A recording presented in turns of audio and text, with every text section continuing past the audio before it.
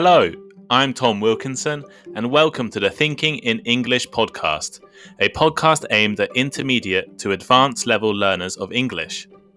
On today's episode, we are going to look at how to ask great questions.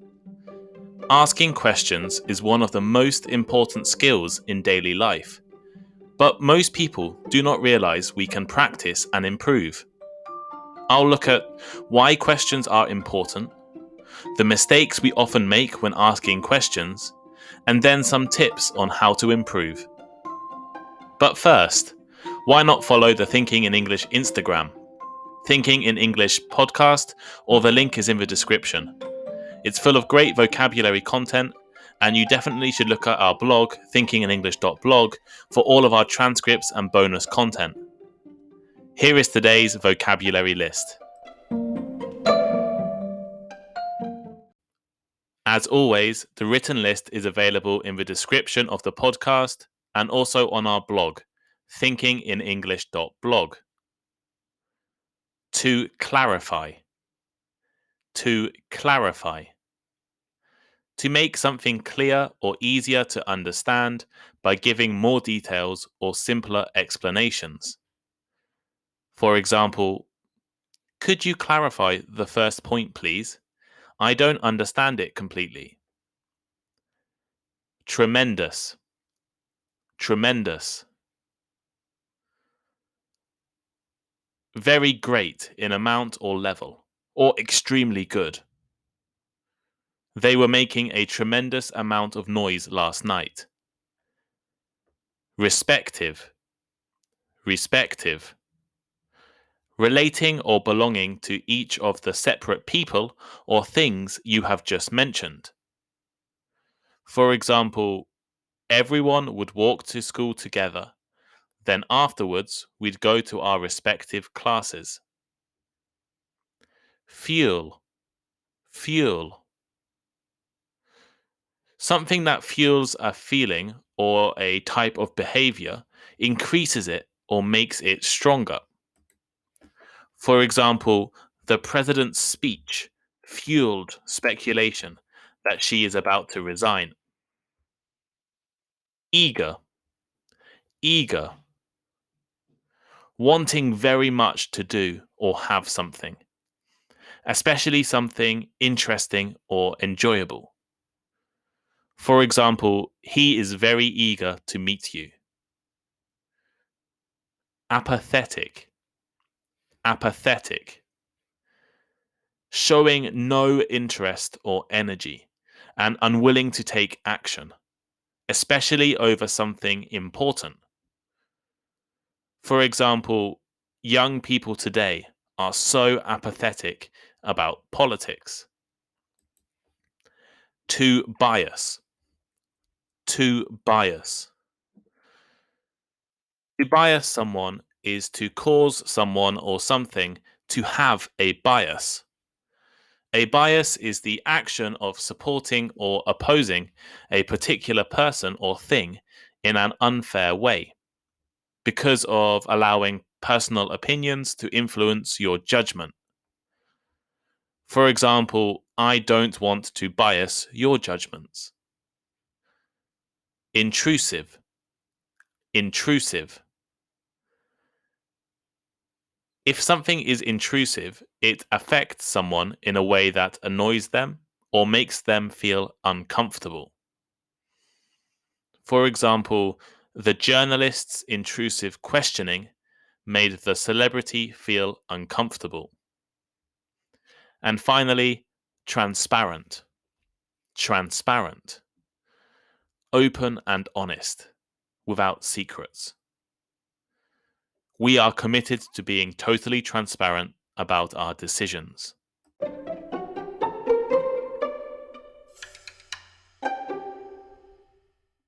Asking questions is one of the most crucial aspects of our daily lives. Questions allow us to help others, to learn new information, to solve various problems, and to understand other people's behavior. As an online English teacher, with a mix of regular and new students every day, Asking questions is an essential part of my job.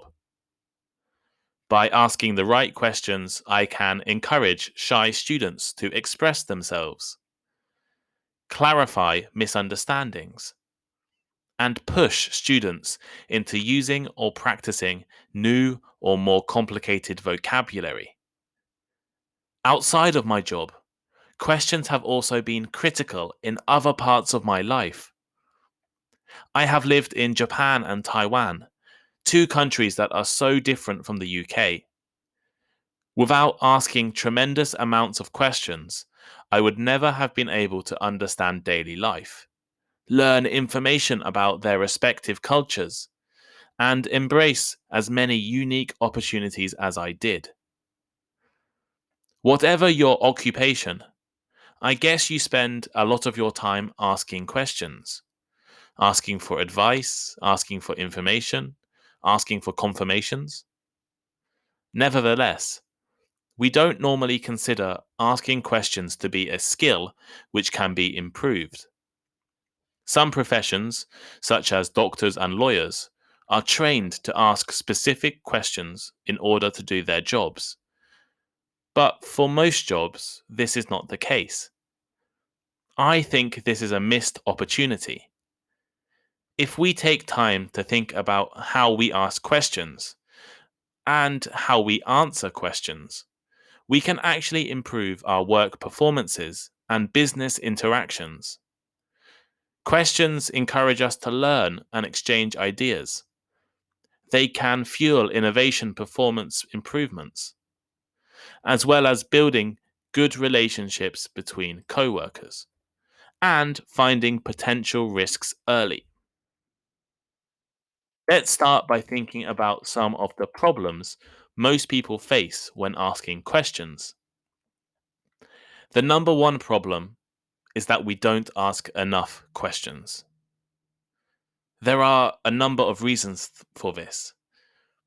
People are often eager to impress others with their own thoughts, stories, and ideas, but forget to ask questions. Some people are apathetic. They just don't care about other people's opinions. Sometimes, overconfident people also don't ask questions. Instead, they assume they already know the answers. In fact, unconfident people are sometimes reluctant to ask questions as well. They worry they'll ask the wrong questions or be seen as rude.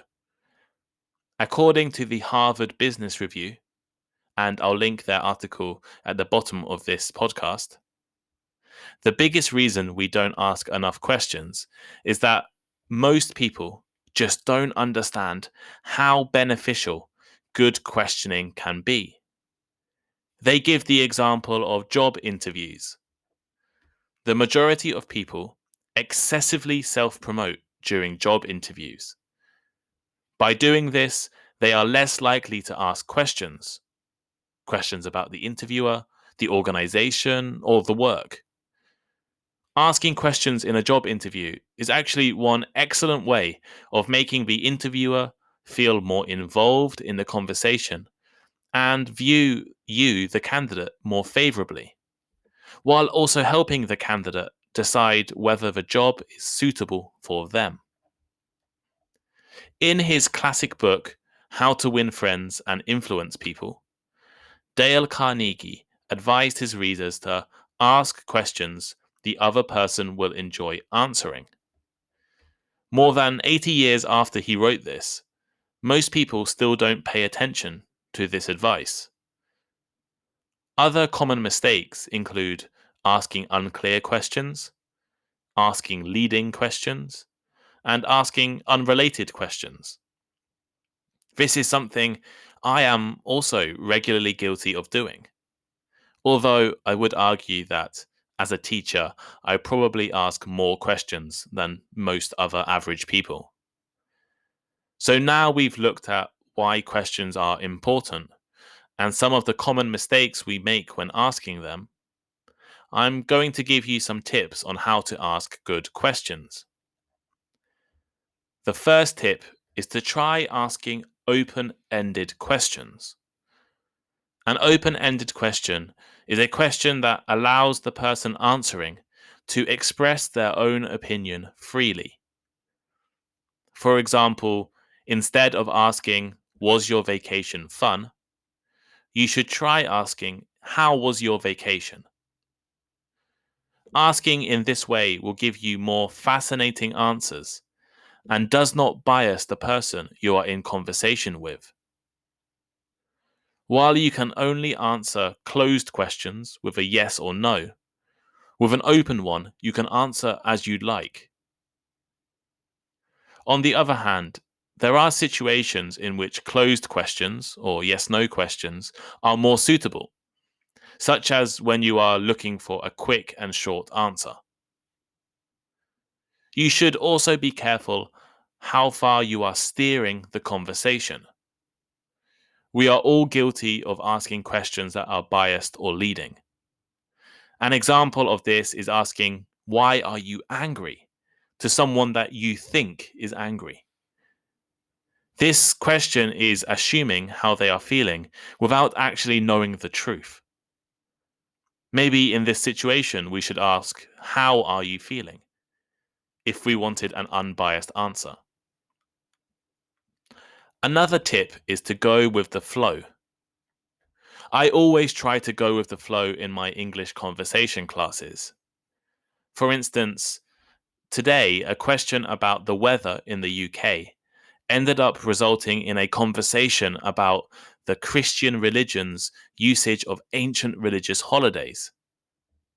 How did we end up here? Well, we started talking about why it was dark in the UK at 3 p.m., which then turned into a conversation about the winter solstice. The winter solstice is the day with the shortest daylight of the year, which then turned into a conversation about why Christmas and winter solstice are on similar days. Some of your most interesting conversations can come from asking interesting questions and going with the flow. In addition, making sure you use the right tone is also crucial. Questions asked in a casual or friendly tone are often easier to answer than the same question asked in an official or formal tone. One of the tips that the Harvard Business Review recommends is asking follow-up questions. Follow-up questions signal to your conversation partner that you are listening, care, and want to know more. People interacting with a partner who asks lots of follow-up questions tend to feel respected and heard. Remember that asking questions is not just about getting information, but also about building relationships and connections. One of the more surprising things I discovered when researching this episode is about choosing the sequence of questions you ask. Research suggests that in tense situations, like a negotiation, starting by asking difficult or tough questions first, you can actually get better answers to your later questions.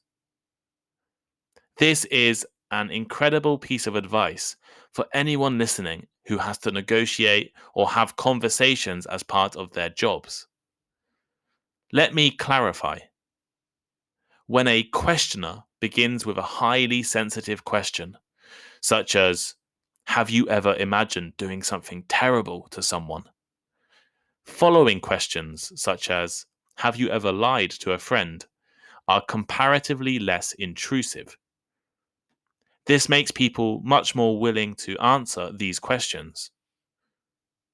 If you ask the questions the other way around, such as asking the most sensitive questions last, each question will seem more intrusive, which is actually the best way of building close relationships. So the sequence of your questions should change depending on who you are asking and why you are asking them. Of course, if the first question is too sensitive, or any question is too sensitive, you run the risk of offending your counterpart. Finally, answering questions is also an incredibly important skill. Deciding the best response to a question can be difficult, but it makes the difference between a bad conversation and a good conversation.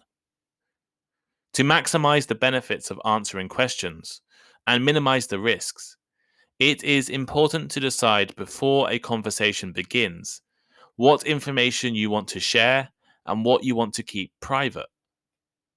Being transparent can build trust and demonstrate that you are honest, but sharing too much can be inappropriate. You need to decide what you want to share and what you want to keep private.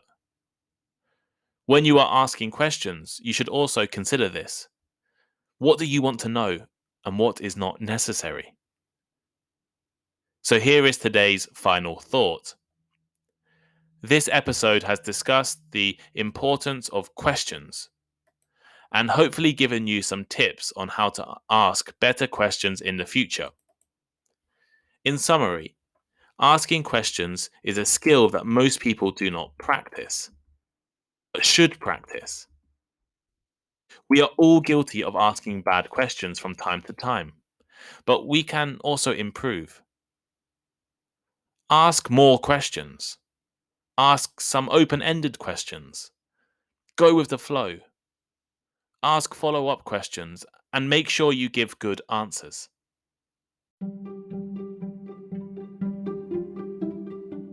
Thank you for listening to today's episode of Thinking in English. Please share with your friends, check out our social media links in the description, and send us a message. We really appreciate all of your feedback.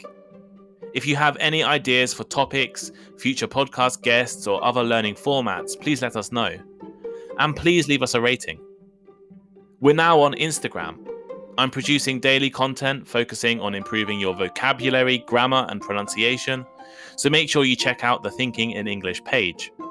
Thinking in English podcast on Instagram, or the link is in the description.